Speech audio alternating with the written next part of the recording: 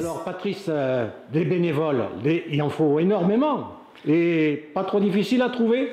Non, alors nous, l'enthousiasme qu'il y a avec les bénévoles, c'est qu'on essaye de déclencher le plaisir d'organiser et le plaisir d'être ensemble. Bien sûr, le bénévolat a tendance à se perdre, mais on peut dire que dans le club de Lourdes VTT, il ne se perd pas, même il se multiplie et puis il se transmet. C'est ce qui est très intéressant.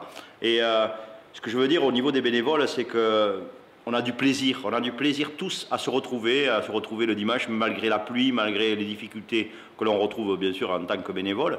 Mais tous ces bénévoles voilà, on a plein de tâches au niveau administratif, mais également sportif, avec des relations avec l'UCI. On a actuellement quelqu'un qui est en relation, Christophe Zentar, qui est en relation en permanence avec l'Union cycliste internationale et qui fait le lien direct. On a Aurélien Hérault qui gère tout ce qui est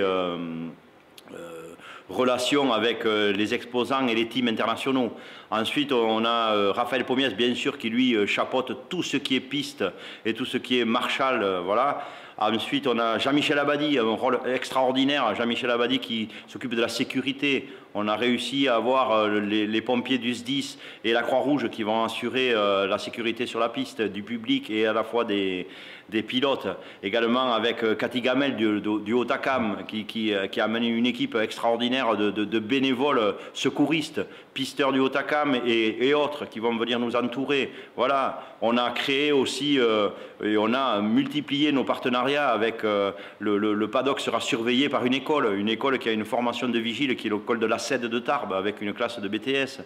On aura une douzaine d'ostéos qui viennent de l'école nationale d'ostéo d'Anglet Bayonne, avec qui on a fait également un partenariat.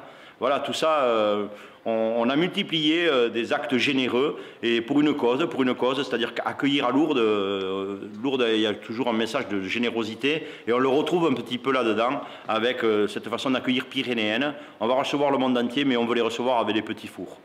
Voilà. Et qui aurait dit ça il y a 4 ans, hein?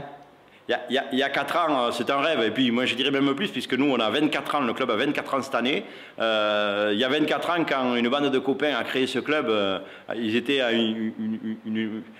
on ne pouvait pas imaginer que véritablement on organiserait quelque chose de mondial à Lourdes. Il faut savoir qu'on va quand même concurrencer l'État de New York, le Québec avec Mont-Sainte-Anne, et également les Suisses, l'Écosse avec Fort William. Tout ça, voilà, on est à la même hauteur. Cette année, on sera en vitrine. On espère réussir notre pari et que demain, on ait envie de revenir à Lourdes. Voilà.